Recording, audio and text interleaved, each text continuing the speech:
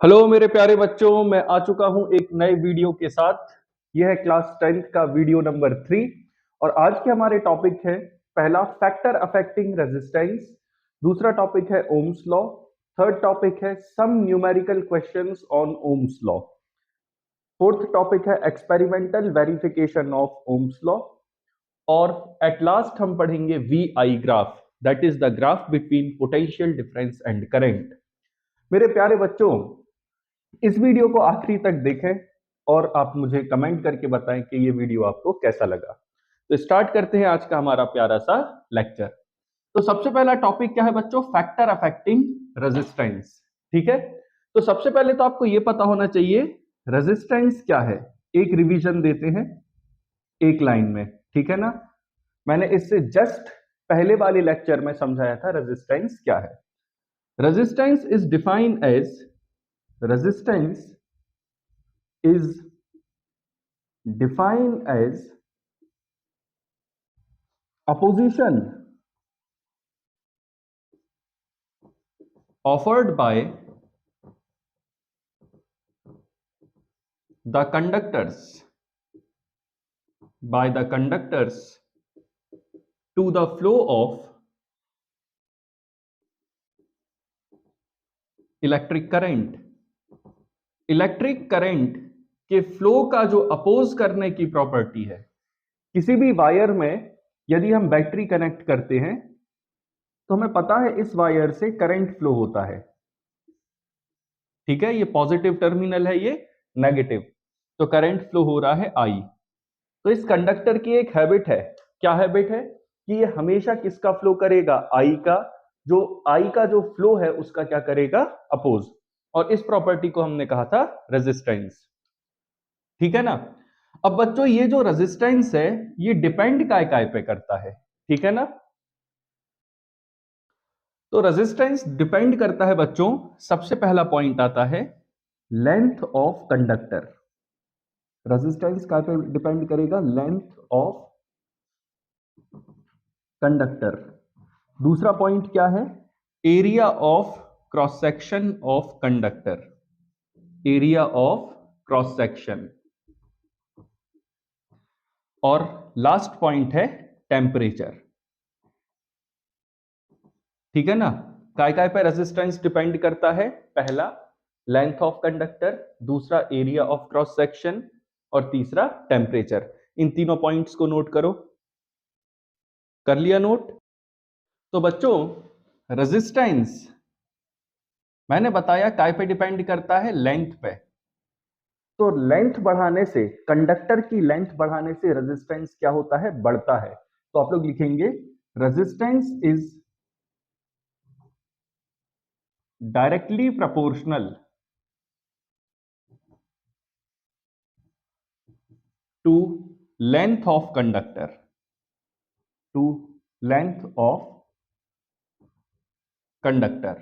ठीक है ना। अगर कंडक्टर की लेंथ बढ़ेगी तो रेजिस्टेंस बढ़ेगा। मतलब हमारे पास एक कंडक्टर है जिसकी लेंथ है L1 is equals to 1 metre और दूसरा कंडक्टर है जिसकी लेंथ है L is equals to 1.5 metre. ये L1 और L2 दो लेंथ दी हुई हैं। एक का रेजिस्टेंस है R1, दूसरे का है R2। तो जिसकी लेंथ ज्यादा है उसका रेजिस्टेंस ज्यादा होगा, तो हम बोलेंगे R2 is greater than R1। ठीक है। और अगर कोई चीज डायरेक्टली प्रोपोर्शनल होती है तो हम उसको ऐसा लिखते हैं resistance directly proportional to length. Directly proportional का मतलब है कि अगर लेंथ बढ़ाएंगे तो रेजिस्टेंस भी बढ़ेगा। अब सेकंड पॉइंट आता है बच्चों एरिया ऑफ क्रॉस सेक्शन। क्या आता है? Area of cross section. देखो बच्चों, अगर किसी भी कंडक्टर को आप बीच में से कट कर देते हैं, जैसे ये है कंडक्टर, इसको बीच में से ऐसा काट दिया, ठीक है। जैसे ये स्केच पेन है, इसको अगर आप कंडक्टर मानते हैं, तो अगर आप इसको बीच में से काट देते हैं तो क्या होगा? आप इसे काटेंगे तो इसका एक एरिया ऑफ क्रॉस सेक्शन मिलेगा, जैसा ये है। तो इस चीज को क्या कहते हैं? Area of cross section. तो अगर ये एरिया ऑफ क्रॉस सेक्शन ज्यादा होगा तो रेजिस्टेंस क्या होगा बच्चों, कम होगा। इसका मतलब हम ये मान लेते हैं कि थिक वायर का रेजिस्टेंस क्या होगा, कम होगा, और थिन वायर का रेजिस्टेंस ज्यादा होगा, क्योंकि थिक वायर का एरिया ऑफ क्रॉस सेक्शन क्या होगा, ज्यादा, और थिन वायर का एरिया ऑफ क्रॉस सेक्शन कम। तो आप लिखेंगे resistance of conductor, resistance of conductor is inversely proportional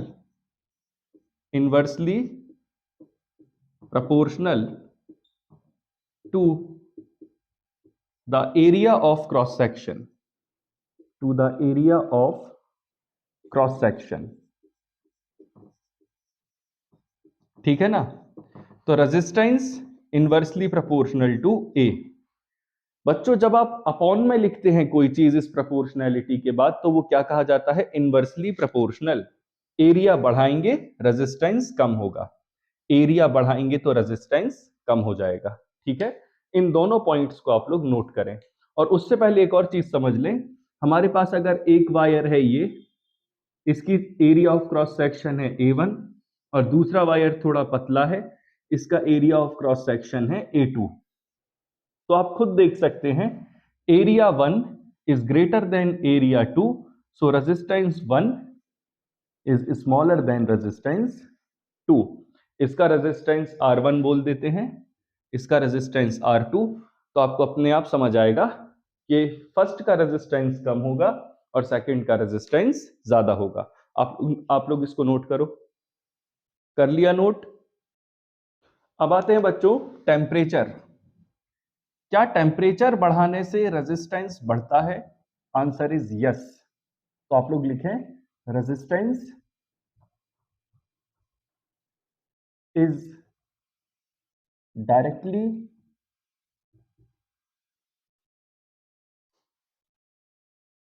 DIRECTLY directly proportional to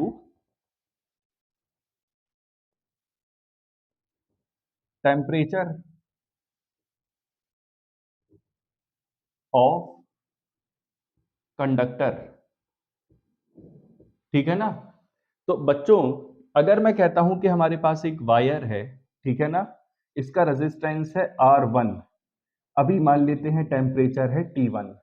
ठीक है, तो अगर हम टेम्परेचर को इंक्रीज करते हैं T1 से T2, मान लेते हैं final temperature is greater than initial temperature. हमने क्या किया, इस वायर को या इस कंडक्टर को क्या कर दिया, हीट दे दी, गर्म कर दिया। तो टेम्परेचर क्या होगा, इंक्रीज। किसी भी कंडक्टर को हीट दोगे तो उसका टेम्परेचर क्या होगा, इंक्रीज। जैसे ही टेम्परेचर इंक्रीज होगा, तो अगर इनिशियल रेजिस्टेंस R1 था और फाइनल रेजिस्टेंस R2 था, तो R2 क्या होगा, R1 से ज्यादा होगा, रेजिस्टेंस बढ़ गया। गर्म करने से कंडक्टर को, उसको हीट देने से, उसका टेम्परेचर बढ़ाने से रेजिस्टेंस क्या होता है, इंक्रीज। जैसे हम मान लेते हैं, जस्ट एन एग्जांपल, कोई एक कंडक्टर है जिसका 20 डिग्री सेल्सियस पे रेजिस्टेंस R1 है, मान लेते 3 ओम। तो अगर टेम्परेचर कैपिटल T1, इसको कैपिटल T1 ले लेना बच्चों, ठीक है, T1 और ये T2, ये कैपिटल T2 और T1, क्योंकि स्मॉल T1 से हम पहले से क्या डिनोट करते हैं, टाइम। तो टेम्परेचर को कैसे कर देते हैं, कैपिटल T से। तो अगर कैपिटल T1 20 डिग्री सेल्सियस है और R1 कितना है, 3 ओम, तो अगर कैपिटल T2 टेम्परेचर हम बोल देते हैं 40 डिग्री सेल्सियस, तो जो R2 होगा वो क्या 3 ओम से ज्यादा होगा या कम होगा? तो आंसर है जो रेजिस्टेंस R2 होगा वो 3 ओम से क्या होगा, ज्यादा ही होगा, क्योंकि रेजिस्टेंस क्या पे डिपेंड कर रहा है, टेम्परेचर। टेम्परेचर इंक्रीज किया, रेजिस्टेंस बढ़ गया। तो बच्चों अगर हम मैथमेटिकली लिखते हैं तीनों फैक्टर्स को एक साथ, तो हमें क्या मिलता है, देखें। Resistance directly proportional to length, equation 1। Resistance inversely proportional to area of cross section, equation 2। Resistance directly proportional to temperature. और एक और चीज पे बच्चों रेजिस्टेंस डिपेंड करता है, नोट कर लें, nature of material. Nature of material. हर एक मटेरियल का रेजिस्टेंस अलग अलग होता है। जैसे सबसे अच्छा जो कंडक्टर है वो है सिल्वर, बेस्ट कंडक्टर है बच्चों। लेकिन क्यों है ये बेस्ट कंडक्टर? क्योंकि इसका रेजिस्टेंस बहुत कम है। वैसे ही एक और होता है कॉपर, ठीक है ना। तो लेकिन हम सिल्वर को यूज नहीं करते हैं इलेक्ट्रिसिटी कनेक्शन में, काय को यूज करते हैं? कॉपर को। क्योंकि ये कॉमन सेंस है मेरे प्यारे बच्चों कि सिल्वर बहुत महंगा आता है। आप अपने घर में सिल्वर के वायर्स नहीं लगा सकते हैं, काय के लगा सकते हैं? कॉपर के। तो घर में कौन सा यूज होता है वायर्स बनाने के लिए? कॉपर। लेकिन बेस्ट कंडक्टर कौन सा है? सिल्वर। तो according to material resistance change होता है, सिल्वर का कम है, कॉपर का थोड़ा कम है, और जैसे जैसे आप आगे जाते जाएंगे तो रेजिस्टेंस की आपको सीरीज मिलेगी। तो बच्चों यहाँ पे ये दो पैरामीटर्स आप देख रहे हैं, पहला लेंथ और दूसरा एरिया। अभी टेम्परेचर को अलग करते हैं। ये दोनों ज्योमेट्री पे डिपेंड करते हैं। लेंथ और एरिया क्या है बच्चों? ज्योमेट्रिकल पार्ट है। तो इन दोनों को अगर हम कंबाइन कर देते हैं इक्वेशंस को, तो रेजिस्टेंस किसके प्रोपोर्शनल हो जाएगा? L upon A। This is equation 3। अगर इस प्रोपोर्शनैलिटी को हटाते हैं तो यहां एक कांस्टेंट आ जाता है रो। क्या आ जाता है बच्चों? रो। मतलब रो यहाँ पे रोने वाला रो नहीं है, ठीक है ना। रो मींस क्या है यहाँ पे? रेजिस्टिविटी। क्या है बच्चों? रेजिस्टिविटी। तो बच्चों यहाँ पे प्रोपोर्शनैलिटी कांस्टेंट को हम क्या कहते हैं? रो। ये कुछ ऐसा बनता है, ठीक है। RHO, रो। इसका मतलब क्या है बच्चों? रेजिस्टिविटी। क्या कहते हैं इसको? रेजिस्टिविटी, ठीक है। तो अगर हम इस एरिया ऑफ क्रॉस सेक्शन को यहां लेके आ जाते हैं तो R multiplied A is equals to rho multiplied L। तो R multiplied A divided by L is equals to क्या आ जाएगा? रो। यहां पे रो क्या है? रेजिस्टिविटी, ठीक है। तो बच्चों यहां पे हम देखें R, A और L है, ठीक है ना। आपको पता है कि रेजिस्टेंस काय पे डिपेंड करता है? लेंथ पे।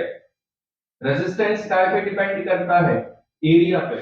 लेकिन ये जो रेजिस्टिविटी है ये ना ही लेंथ पे डिपेंड करती है ना ही एरिया पे। ये पॉइंट नोट करने लायक है। रेजिस्टिविटी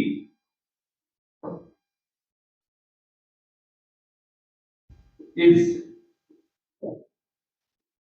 इंडिपेंडेंट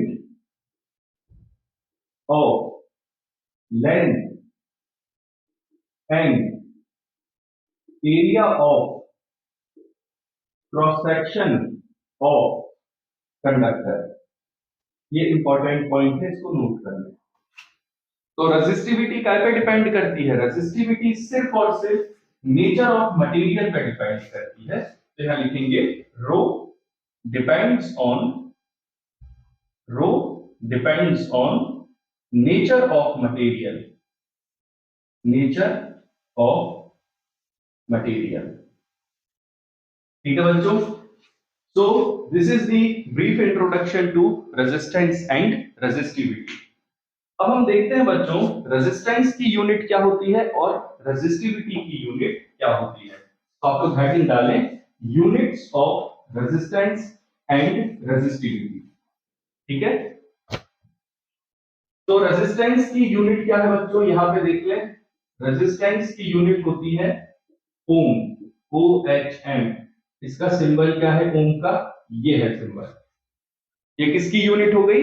रेजिस्टेंस की यूनिट ओम। और resistivity rho is equals to क्या होता है? RA by L।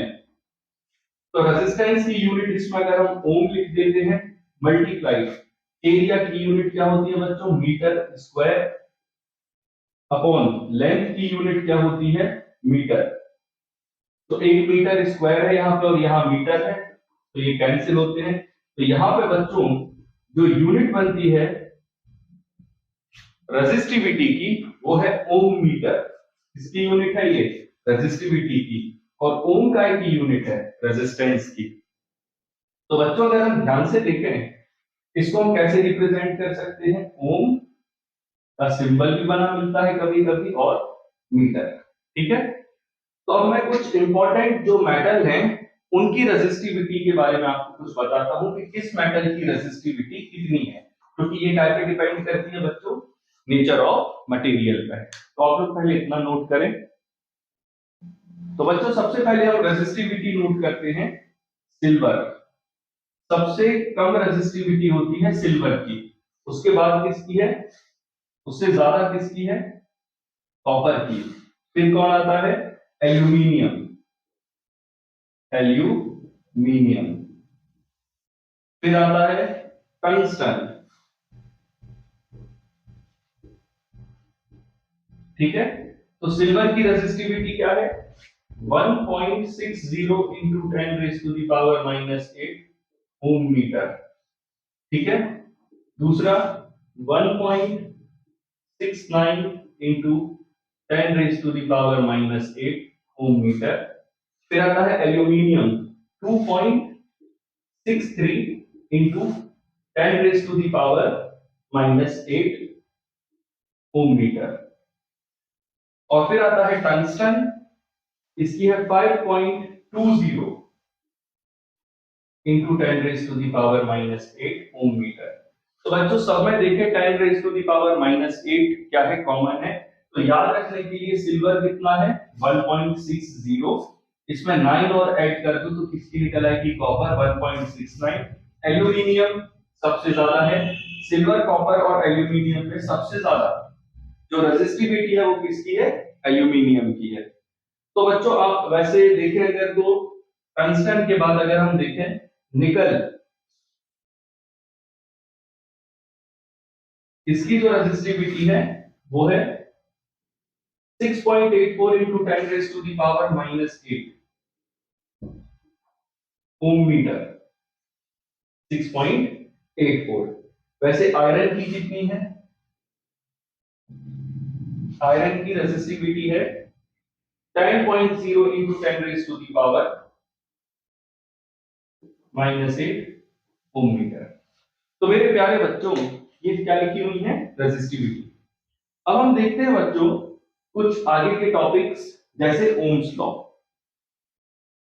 बच्चों उससे पहले एक छोटी सी बात और बता देता हूं रेजिस्टिविटी से रिलेटेड। अगर मैं कहता हूं सिल्वर की resistivity 1.60 into 10 raise to the power -8 ohm metre है, तो इसका मीनिंग क्या होता है वो सुन लो। अगर resistivity 1.60 into 10 raise to the power -8 है, इसका मतलब होता है कि अगर आपके पास एक सिल्वर का सिलेंडर है, ठीक है, जिसकी लेंथ कितनी है 1 मीटर और जिसका एरिया ऑफ क्रॉस सेक्शन कितना है 1 मीटर स्क्वायर, ठीक है। अगर मैं कहता हूं मेरे पास एक सिल्वर का सिलेंडर है जिसका एरिया ऑफ क्रॉस सेक्शन कितना है 1 मीटर स्क्वायर और लेंथ कितनी है 1 मीटर, तो इस सिल्वर के बने हुए सिलेंडर का जो रेजिस्टेंस है वही क्या है, सिल्वर की रेजिस्टिविटी। वैसे ही मैं कहता हूं कॉपर है, कॉपर की रेजिस्टिविटी है 1.69 into 10 raise to the power -8 ohm metre. अब अगर कहता है इसका मीनिंग क्या निकला बच्चों, इसका मीनिंग ये निकला कि अगर मेरे पास एक कॉपर का सिलेंडर है जिसका area of cross section 1 metre square है और जिस कॉपर की सिलेंडर की लंबाई 1 मीटर है, तो इस कॉपर के सिलेंडर का रेजिस्टेंस ही क्या है बच्चों, रेजिस्टिविटी है। किसकी रेजिस्टिविटी, कॉपर की रेजिस्टिविटी। वैसा ही एल्यूमिनियम के साथ भी है। तो बच्चों अब हम शुरू करते हैं ओम्स लॉ। ओम्स लॉ क्या कहता है बच्चों, according to Ohm's law, AC to Ohm's law, ये एसी का मतलब है अकॉर्डिंग, ठीक है ना। According to Ohm's law at constant temperature, at constant temperature the current flowing, the current flowing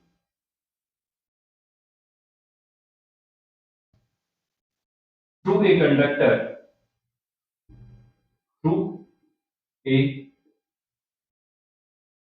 conductor is directly proportional, directly proportional to the potential difference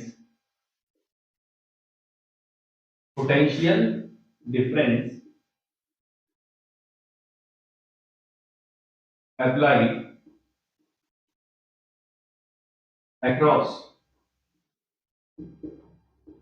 the ends of conductor, across the ends of conductor। Ohm's law कहता है कि अगर आप किसी conductor पे potential difference बढ़ाते हैं, मान लो हमारे पास एक कंडक्टर है, ठीक है, इसकी लेंथ है L, इसकी लेंथ है, और इसका एरिया ऑफ क्रॉस सेक्शन है A, और इस पे हमने वायर लगा करके रखा है और यहाँ बैटरी लगाई है, तो ये पोटेंशियल डिफरेंस है V। इस पोटेंशियल डिफरेंस के कारण इस कंडक्टर में क्या फ्लो होगा बच्चों? करंट I फ्लो होगा। तो ओम्स लॉ कहता है कि पोटेंशियल डिफरेंस जितना ज्यादा होगा उतना ही ज्यादा क्या फ्लो होगा? करंट। जितने ज्यादा वोल्टेज की बैटरी लगाओगे उतना ही ज्यादा क्या फ्लो होगा? करंट। लेकिन इसमें कंडीशन है। कंडीशन क्या है कि अगर आप टेम्परेचर को कांस्टेंट रखते हैं, टेम्परेचर चेंज नहीं होना चाहिए, उस कंडीशन में जितनी ज्यादा पोटेंशियल डिफरेंस अप्लाई करोगे उतना ही ज्यादा क्या फ्लो होगा? करंट। एक एग्जांपल देता हूं, ऐसा रियल सिचुएशन में तो नहीं होगा, बट हाँ एक एग्जांपल से समझ जाएंगे आप। यहां पे हम लिखते हैं वोल्टेज, यहां लिखते हैं करंट। मान लिया हमने कंडक्टर के अक्रॉस पोटेंशियल डिफरेंस लगाया 2 वोल्ट, करंट फ्लो हुआ 0.1 एम्पियर। अगर मान लो मैंने वोल्टेज बढ़ाया 2.5 वोल्ट, मतलब मैंने कितना वोल्टेज इंक्रीज किया? 0.5, तो करंट हो गया 0.2 एम्पियर। वैसे ही मैंने वोल्टेज किया 3 वोल्ट, तो करंट हो गया 0.3। मैंने वोल्टेज किया 3.5 वोल्ट, करंट हो गया 0.4। ये हो गया 4 वोल्ट, 0.5। मैंने ये कहा कि एग्जैक्टली ऐसा कभी नहीं मिलेगा आपको, थोड़ा सा डिफरेंसेस मिलते हैं, एकदम ऐसी वैल्यूज नहीं आएंगी। जब आप लेबोरेटरी में ओम्स लॉ को अप्रूव करते हैं तो थोड़े से वेरिएशंस आते हैं। बच्चों अगर मैं करता हूं 4.5 वोल्ट, तो यहां करंट मिला 0.6 एम्पियर। तो मेरे प्यारे बच्चों, ये चीज कब पॉसिबल है कि अगर मैं वोल्टेज बढ़ा रहा हूं तो करंट की वैल्यू बढ़ रही है, या फिर करंट की वैल्यू बढ़ाने से वोल्टेज की वैल्यू भी बढ़ती है। वोल्टेज की वैल्यू बढ़ाओगे तो करंट की वैल्यू बढ़ेगी, करंट की वैल्यू बढ़ाओगे तो वोल्टेज की वैल्यू भी बढ़ेगी। तो ओम्स लॉ कहता है V is directly proportional to I।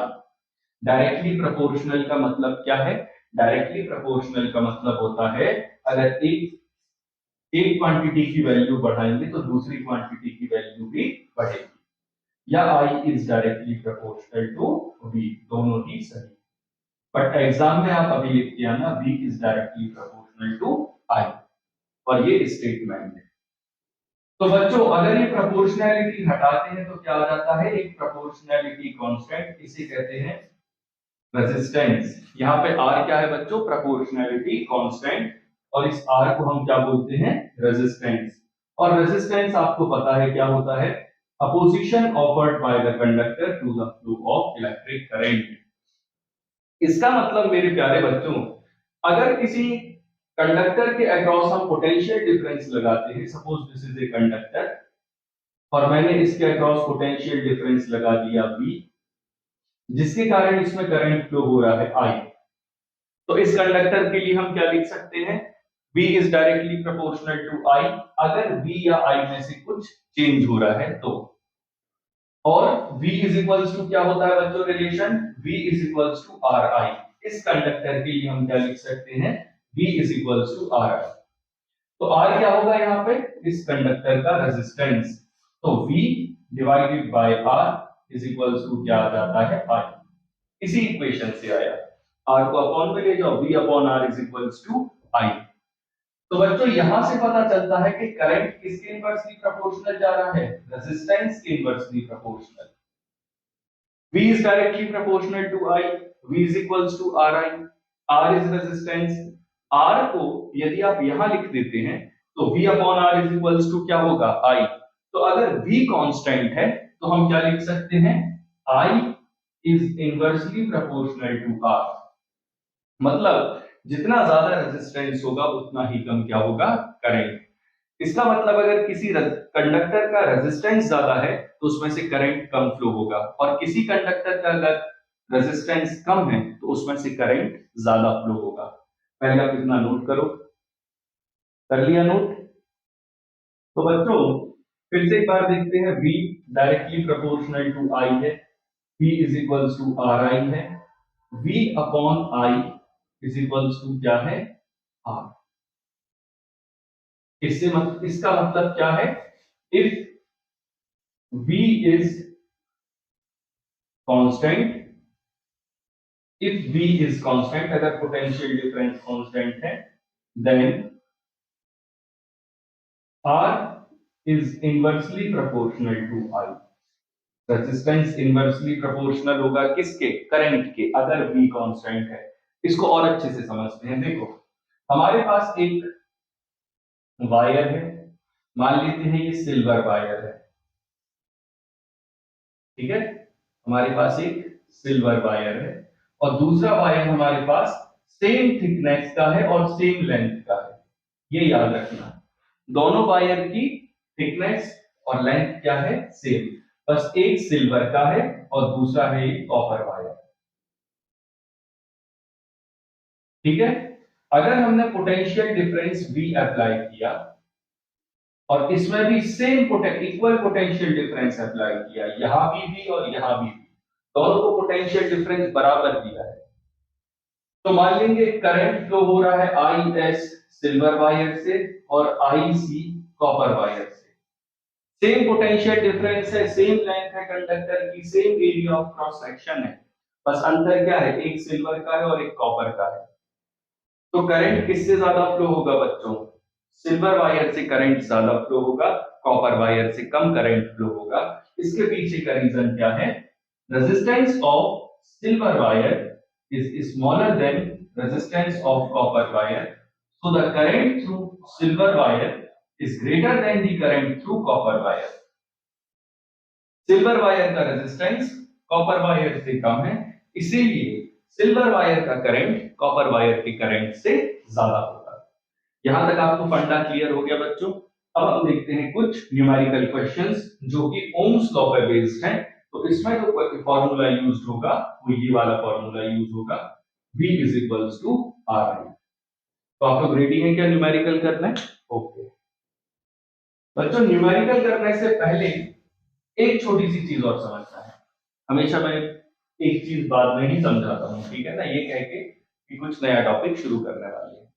देखो बच्चों क्या है वो, अगर V upon I is equals to R है, और R क्या है बच्चों, रेजिस्टेंस, और रेजिस्टेंस की यूनिट क्या होती है प्यारे बच्चों, ओम होती है।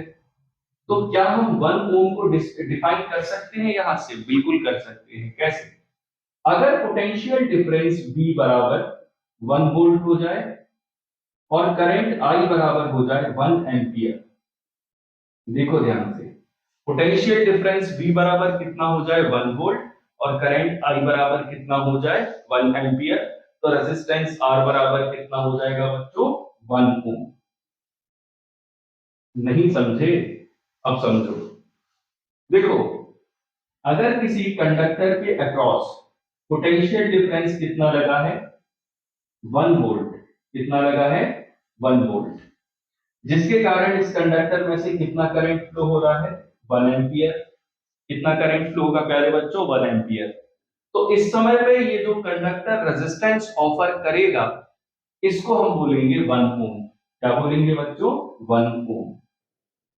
जब पोटेंशियल डिफरेंस 1 वोल्ट हो जिसके कारण करंट 1 एम्पियर फ्लो हो, तो उस समय पे जो रेजिस्टेंस है वो क्या है, 1 ओम।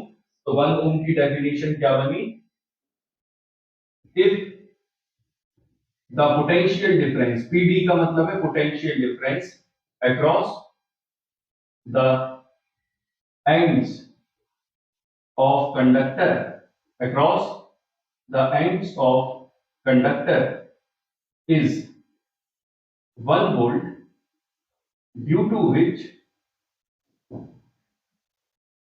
1 ampere current flows through a conductor, flows through conductor, then the resistance is said to be 1 ohm. तब रेजिस्टेंस को क्या कहेंगे 1 ओम आप लोग लिख लेना, then resistance is said to be 1 ohm. अब स्टार्ट करते हैं बच्चों न्यूमेरिकल क्वेश्चंस। प्यारे बच्चों पहला न्यूमेरिकल क्वेश्चन क्या है आप लोग नोट करेंगे, ठीक है। न्यूमेरिकल क्वेश्चंस आप लोग को मैं करा रहा हूं एस चंद बुक से, ठीक है ना। तो फर्स्ट न्यूमेरिकल है potential difference between 2 points of a wire carrying 2 ampere current is 0.1 volt, calculate the resistance between these points, ठीक है। तो आपको क्या कहा गया है कि एक वायर है, इसके अक्रॉस पोटेंशियल डिफरेंस कितना दिया हुआ है, पोटेंशियल डिफरेंस 0.1 वोल्ट, और इससे करंट कितना फ्लो हो रहा है बच्चों 2 एम्पियर। आपसे क्या पूछा गया है रेजिस्टेंस बताओ। तो आपको पता है V इज इक्वल्स टू क्या होता है IR, V कितना है 0.1, I कितना है 2 एम्पियर मल्टीप्लाइड R, तो 0.1 upon 2 is equals to R, तो 1 divided by 20 is equals to कितना आ जाएगा R। तो यहां पे R कितना आ जाएगा बच्चों 0.05 ओम। बच्चों क्या होता है कि बच्चे अक्सर यूनिट लिखने में गलतियां करते हैं, या तो यूनिट लिखते ही नहीं है, फिर तो यूनिट हमेशा लिखना है, कितना लिखा है यहाँ पे 0.05 ओम। अब देखते हैं numerical question number 2। A simple electric circuit has 24 volt battery. देखें आपको जो एक इलेक्ट्रिक सर्किट दिया है उसमें बैटरी कितने वोल्ट की लगी हुई है, तो आपको पोटेंशियल डिफरेंस दिया है, पोटेंशियल डिफरेंस की यूनिट होती है वोल्ट, ठीक है। 24 वोल्ट की आपके पास बैटरी है and a resistor of 60 ohm, resistance कितना दिया है 60 ओम, ठीक है। What will be the current in the circuit, the resistance of connecting wire is negligible. देखिए बच्चों ये यहां पे ऐसा है, रेजिस्टर जो होता है ना बच्चों उसका सिंबल ये होता है, ये सिंबल काय का है रेजिस्टर का। उस क्वेश्चन में लिखा है a simple electric circuit has a 24 volt battery, battery कितने की लगाई है 24 वोल्ट की, और रेजिस्टर कितने का लगा है 60 ओम, और गिवन में क्या लिखा है ये जो कनेक्टिंग वायर्स हैं इनका रेजिस्टेंस क्या मानना है नेग्लिजिबल। अब करंट बताना है तो V बराबर क्या कौन सा फॉर्मूला यूज कर लोगे IR, V कितना दिया है 24 multiplied is equals to I multiply R कितना है 60, तो 24 अपॉन 60 इज इक्वल्स टू क्या आ जाएगा I, तो I की वैल्यू आएगी बच्चों 0.4 ampere, this is the value of I। अब एक और न्यूमेरिकल क्वेश्चन करते हैं solve, numerical question number 3। An electric iron draws a current of 3.4 ampere from the 220 volt supply line. देखें बच्चों एक इलेक्ट्रिक आयरन है, आपने देखा होगा ना जिससे हम कपड़े को आयरन करते हैं, अपने कपड़े को प्रेस करते हैं, ऐसा कुछ एक इंस्ट्रूमेंट होता है हमारे घर में। थोड़ा फनी सा डायग्राम बन गया है बट काम चला लेना है, ठीक है। तो ये जो इलेक्ट्रिक आयरन है ये कितना करंट ड्रॉ कर रहा है I is equals to 3.4 ampere, और पोटेंशियल डिफरेंस कितना है 220 वोल्ट, V बराबर है 220 वोल्ट। फिर क्वेश्चन में लिखा है what current will the current iron draw when connected to 110 volt supply line. बहुत अच्छा क्वेश्चन है बच्चों, V डैश कह दो इसको 110 सप्लाई लाइन। देखें क्वेश्चन कह रहा है कि जब पोटेंशियल डिफरेंस 220 वोल्ट है तब करंट कितना है 3.4, और जब पोटेंशियल डिफरेंस 110 हो जाएगा तब करंट कितना होगा। अगर हम इस आयरन को 220 वोल्ट से कनेक्ट करते हैं तो कितना करंट लेता है? 3.4 एम्पियर। तो अगर 110 वोल्ट से कनेक्ट करेंगे तो करंट कितना लेगा? तो देखें बच्चों, सबसे पहले चाहो आप इसको 220 वोल्ट से कनेक्ट करो, चाहे आप इसको 110 वोल्ट से कनेक्ट करो, इसका रेजिस्टेंस सेम रहेगा। ये 220 वोल्ट के लिए भी वही रेजिस्टेंस देगा, 220 वोल्ट के लिए भी वही रेजिस्टेंस देगा और 110 वोल्ट के लिए भी वही रेजिस्टेंस देगा। तो सबसे पहले रेजिस्टेंस निकालते हैं, V is equals to I R use करके। V कितना है? 220 इज इक्वल्स टू I कितना है? 3.4 इंटू R। तो 220 is equals to 34 divided by 10 into R। 2200 upon 34 is equals to क्या आ जाएगा? R। अब अगर हम इसको सॉल्व करेंगे बच्चों तो ये आएगा 64.7 ओम रेजिस्टेंस आ गया। ये किसका रेजिस्टेंस है? ये रेजिस्टेंस है इस इलेक्ट्रिक आयरन का। अब आपसे कैलकुलेट करने को कहा गया है current when potential difference is 110 volt. तो I dash is equals to क्या होगा बच्चों? V dash divided by R। तो I dash is equals to 110 upon resistance कितना आया? 64.7। तो I dash is equals to 1100 upon 647। तो I डैश की वैल्यू आएगी बच्चों 1.7 एम्पियर। अच्छा क्वेश्चन है, ये सॉल्व करने लायक है, क्योंकि इसमें क्या है कि पहले रेजिस्टेंस निकाला है, ठीक है, और फिर उस रेजिस्टेंस की वैल्यू यूज करके क्या निकाला है? करंट। अब देखते हैं नेक्स्ट क्वेश्चन। नेक्स्ट क्वेश्चन मैं अपने मन से देता हूं आपको, ठीक है ना, वो आप लोग होमवर्क के लिए हैं वो क्वेश्चन। इनके आंसर्स आप कमेंट सेक्शन में लिख सकते हैं, ठीक है। तो अगर मान लो कोई कंडक्टर है जिसका रेजिस्टेंस है आपके पास 10 ओम और इसका पोटेंशियल डिफरेंस दिया है मैंने 20 वोल्ट। कितना है बच्चों? 20 वोल्ट। तो आपको पता लगाना है इसका, इसमें से करंट कितना फ्लो होगा। वैसे ही एक और क्वेश्चन है, अगर कोई कंडक्टर है, इसका रेजिस्टेंस है 5 ओम। कितना है बच्चों? 5 ओम। और इसमें कुछ पोटेंशियल डिफरेंस दिया है V और इसमें से करंट फ्लो हो रहा है 2 एम्पियर। तो आपको पता लगाना है V क्या होगा। So these are the questions for homework. Please comment the answer in the comment section. बच्चों अब हम स्टार्ट करते हैं नया topic, that is the experimental verification of Ohm's law. बच्चों ओम्स लॉ को समझने से पहले हम कुछ सिंबल्स को समझते हैं। सिंबल्स फॉर इलेक्ट्रिकल कंपोनेंट्स, मतलब ये जो आप पूरे सिंबल्स देख रहे हैं और इनके नीचे नाम लिखे हुए हैं, ये सब क्या है? Symbols for electrical component. तो पहले देखें ये सिंबल क्या है? ये है सेल। सेल में एक पॉजिटिव टर्मिनल होता है, दूसरा नेगेटिव। तो जो बड़ा वाला हिस्सा ये है पॉजिटिव और छोटा वाला नेगेटिव। ये जो बड़ा वाला साइड है बच्चों, ये लाइन जो है हमेशा आप पतली बनाएंगे और ये जो छोटी वाली लाइन है ये हमेशा थोड़ी सी मोटी बनाएंगे। तो ये पॉजिटिव और नेगेटिव, ठीक है। ये सेल है जो अपने घर में रिमोट में हम डालते हैं या घड़ी में डालते हैं, ठीक है। बहुत सारे सेल्स आपस में कनेक्ट होकर क्या बनाते हैं बच्चों? बैटरी बना देते हैं। बैटरी और सेल में क्या अंतर है? सेल का मतलब होता है सिंगल सेल, और बहुत सारे सेल्स आपस में कनेक्ट हैं तो क्या बना देते हैं? बैटरी। ये क्या है बच्चों? Electric bulb. ये दोनों सिंबल इलेक्ट्रिक बल्ब के हैं। इस तरीके से बना हो तो भी इलेक्ट्रिक बल्ब है और ये बना है तो भी इलेक्ट्रिक बल्ब है। ये क्या है बच्चों? Fixed resistance. मान लो अगर सर्किट का रेजिस्टेंस 2 ओम है तो ये रेजिस्टेंस क्या है? फिक्स है, या 3 ओम है, 4 ओम है, ये समय के साथ चेंज नहीं होगा। Fixed resistance. यहां पे आप देख रहे हैं एक सिंबल रेजिस्टेंस के साथ ये कैसा एरो हेड बना है, इसे कहते हैं वेरिएबल रेजिस्टर।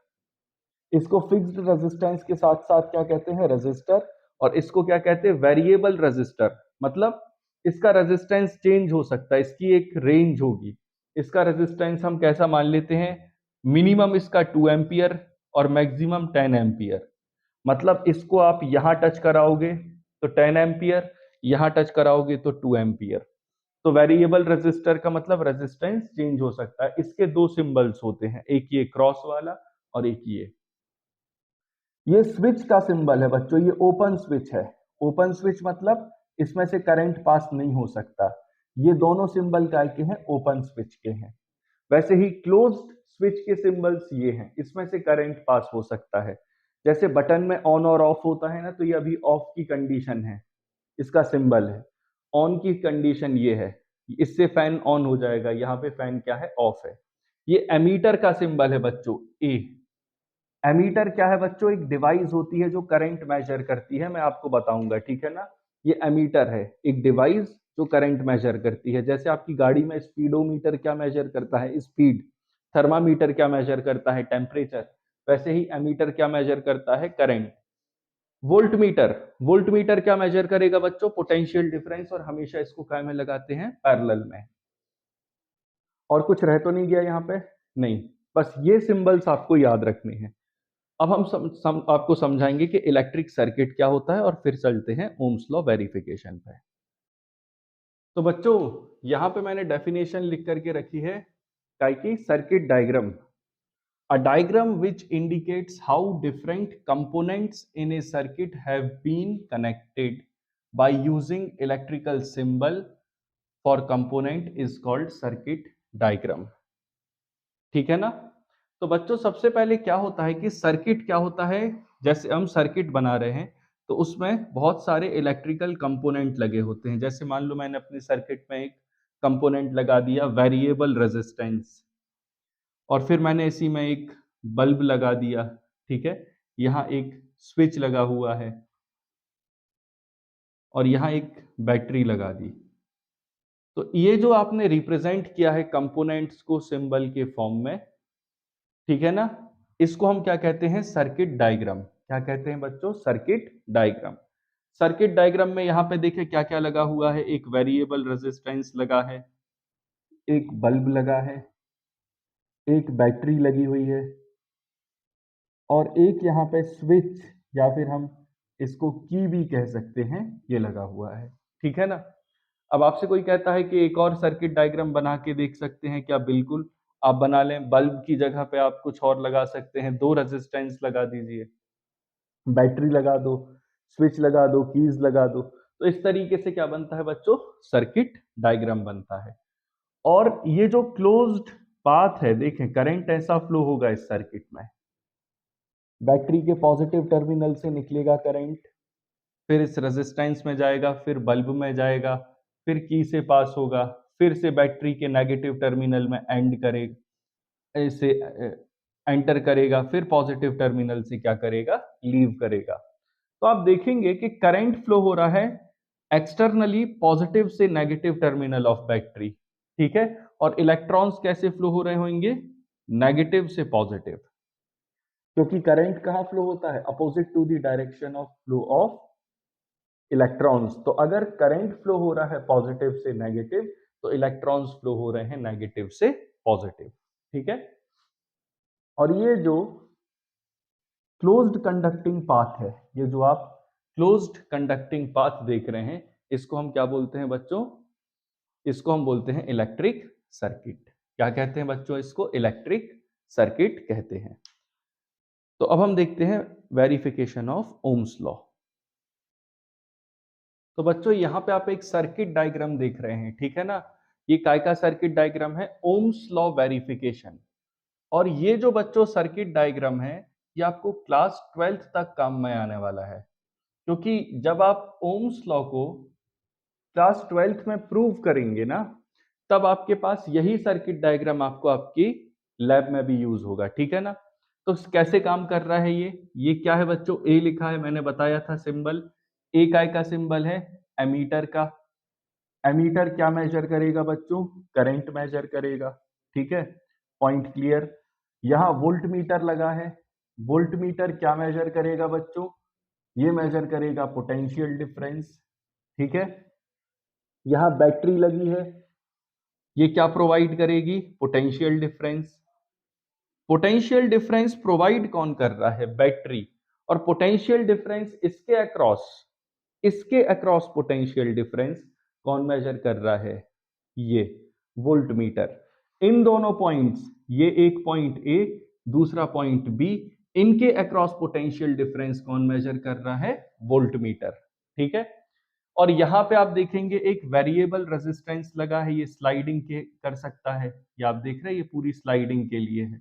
यहां पे लगाओगे तो रेजिस्टेंस R1 है, यहां लगाओगे टच कराओगे तो रेजिस्टेंस R2 है। मतलब अगर R1 पे यहां टच कराओगे आप इस स्लाइड को तो रेजिस्टेंस मैक्सिमम, यहां रेजिस्टेंस मिनिमम। ठीक है ना। तो यहां पे ये पॉइंट भी लिख देते हैं, R1 is greater than R2। तो बच्चों इस एक्सपेरिमेंट में करते क्या है, देखें। अगर हम इस स्विच को ऑन कर देंगे तो करंट फ्लो होगा सर्किट में I, यहां से आ रहा है करंट, फिर यहां कुछ जाएगा, यहां से आएगा और फिर यहां पे आएगा। ठीक है। एक्चुअल में क्या है बच्चों, जब करंट फ्लो होगा इस सर्किट में I, तो इस रेजिस्टेंस से कितना करंट फ्लो होगा? I करंट फ्लो होगा। अब आप बोलेंगे सर क्या यहां पे ये वोल्टमीटर में करंट नहीं जाएगा? बिल्कुल जाएगा, लेकिन हम मान लेते हैं ये वोल्टमीटर का रेजिस्टेंस इनफाइनाइट है। हालांकि ये पॉसिबल नहीं है, लेकिन हम मान लेते हैं इस वोल्टमीटर का रेजिस्टेंस इनफाइनाइट है। ठीक है। प्लस अगर इसका इनफाइनाइट रेजिस्टेंस है वोल्टमीटर का, तो करंट यहां नहीं जाएगा, क्योंकि आपको पता है I इज इक्वल्स टू क्या होता है? V upon R. आर की वैल्यू बढ़ाओगे I की वैल्यू कम होगी। अगर ये रेजिस्टेंस इनफाइनाइट हो जाए तो करंट यहां जा ही नहीं सकता। R इंफिनिटी करोगे करंट कितना हो जाएगा? 0।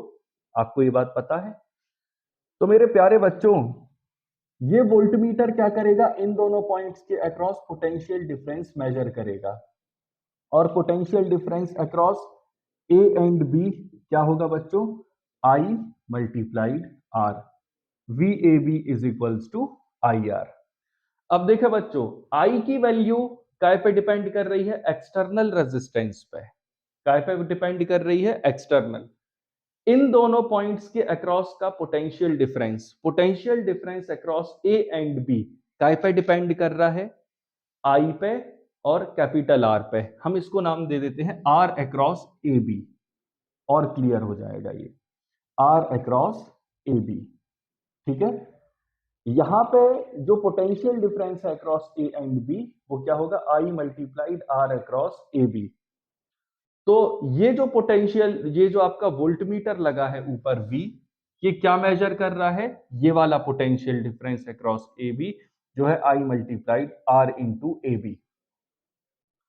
और इस सर्किट का जो करंट है, I की वैल्यू जो फ्लो हो रही है, वो काय पे डिपेंड कर रही है?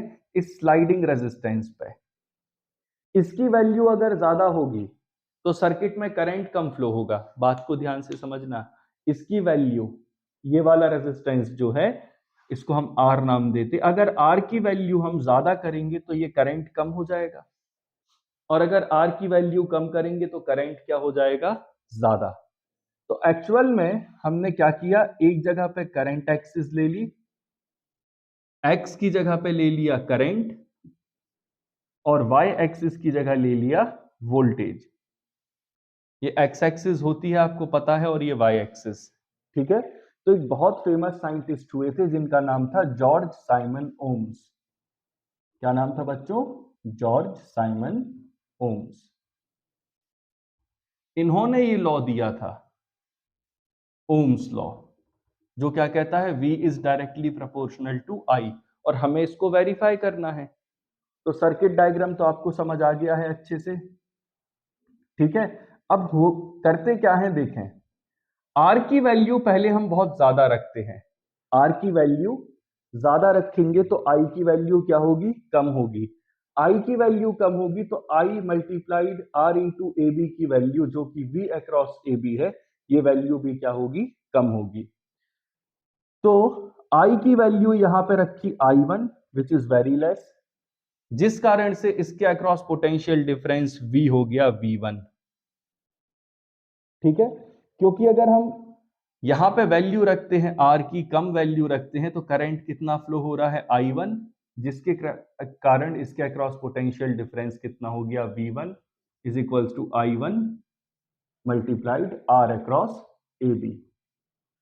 फिर हमने रेजिस्टेंस की वैल्यू को थोड़ा सा क्या कर दिया बच्चों, डिक्रीज किया, रेजिस्टेंस की वैल्यू को क्या किया, डिक्रीज। तो करंट कितना फ्लो हुआ सर्किट में, I2, तो पोटेंशियल डिफरेंस V2 कितना आएगा, I2 multiplied R across AB। इस रेजिस्टेंस की वैल्यू डिक्रीज करेंगे तो ये करंट की वैल्यू इंक्रीज होगी, करंट की वैल्यू इंक्रीज होगी तो इसके अक्रॉस पोटेंशियल डिफरेंस बढ़ेगा। तो करंट की वोल्ट पोटेंशियल डिफरेंस की वैल्यू V2, करंट की वैल्यू I2, ये V3, तो ये I3, ऐसे करते करते हमने V4 और ये I4। और ये कैसे कर रहे हैं अपन लोग, एक्चुअल में हम ये वाले रेजिस्टेंस की वैल्यू डिक्रीज कर रहे हैं तो ये करंट की वैल्यू इंक्रीज हो रही है, करंट की वैल्यू इंक्रीज होने से इसके अक्रॉस पोटेंशियल डिफरेंस भी इंक्रीज हो रहा है। और जब हमने ग्राफ बनाया इन वैल्यूज को लेकर के तो वो ग्राफ बनता है, I1 को V1 से मिलाओ, I2 को V2 से, I3 को V3 से, I4 को V4 से, तो वो एक स्ट्रेट लाइन बनता है। तो बच्चों अगर कांस्टेंट टेम्परेचर पे कोई कंडक्टर ओम्स लॉ को फॉलो करता है तो उस कंडक्टर को बोलते हैं ओमिक कंडक्टर। क्या बोलते हैं बच्चों, ओमिक कंडक्टर। ठीक है, तो आपको ये ग्राफ कौन सा मिला बच्चों, VI ग्राफ। अब हम इस VI ग्राफ का एनालिसिस समझते हैं। ठीक है, तो बच्चों अभी तक अपन ने देखा कि ये एमीटर था, ये वोल्टमीटर, ये बैटरी V लगी थी, स्विच क्लोज किया, करंट फ्लो हुआ, करंट के फ्लो हो जाने से, ठीक है ना, यहाँ पे अक्रॉस पोटेंशियल डिफरेंस आ गया जिसको ये रीड कर रहा था, और इस पोटेंशियल डिफरेंस V और ये जो करंट फ्लो हो रहा है, एमीटर जो करंट रीड करेगा I, उसके बीच में एक ग्राफ बनाया तो वो स्ट्रेट लाइन बना। अब बच्चों एक टर्म आती है जिसे हम कहते हैं स्लोप। किसी भी ग्राफ का स्लोप क्या होता है बच्चों, स्लोप का मतलब होता है कि वो ग्राफ पॉजिटिव एक्स एक्सिस के साथ जितना भी एंगल बना रहा है वही क्या है उसका स्लोप। ये ग्राफ पॉजिटिव एक्स एक्सिस के साथ जो भी एंगल बनाएगा वही क्या है, इसका स्लोप है। तो अगर मैं कहता हूं ये एंगल थीटा है तो ये इस ग्राफ का स्लोप है। तो अगर आप देखें इस ग्राफ का स्लोप हर एक पॉइंट पे सेम रहेगा, इक्वल एंगल है तो स्लोप भी क्या है, इक्वल है। अगर कोई पूछता है कि स्लोप कैसे निकालते हैं तो टेन थीटा की हेल्प से निकालते हैं, आपने पढ़ रखा है ट्रिग्नोमेट्री में। ठीक है, तो अब देखते हैं इंपॉर्टेंट चीजें क्या है। ये है V, ये है I। अगर हमने ग्राफ ऐसा बनाया और इस ग्राफ पे दो पॉइंट्स ले लिए, एक ये और एक ये, तो इस पॉइंट के अक्रॉस पोटेंशियल डिफरेंस V2, यहाँ V1, यहाँ I1 और यहाँ पे I2, और यहां से एंगल ले लिया थीटा। ठीक है, तो आपको पता है यहां से यहां तक का जो पोटेंशियल है वो है V2 और ये है V1, तो ये जो होगा ये होगा V2 माइनस V1 और ये होगा I2 माइनस I1। अब आपसे कोई कहता है टेन थीटा फिर से पता लगाओ कितना है, तो tan theta is equals to perpendicular upon base, that is V2 minus V1 upon I2 minus I1। तो बच्चों V2 माइनस V1, अगर हम कहते हैं V2 माइनस V1 को हम एक नाम दे देते हैं डेल्टा V। ये जो सिंबल देख रहे हैं ना आप, इसको पढ़ते हैं डेल्टा। और I2 माइनस I1 को एक नाम दे देते हैं डेल्टा I। तो हम टेन थीटा बराबर लिख सकते हैं del V upon del I। इसको हम पढ़ते हैं change in potential difference upon change in current. क्या बोल सकते हैं, change in potential difference, change in potential difference upon change in current, change in current. तो बच्चों टेन थीटा, अब आपको अच्छे से पता है कि V अपॉन I हमें क्या बताता है, रेजिस्टेंस R, ओम्स लॉ से।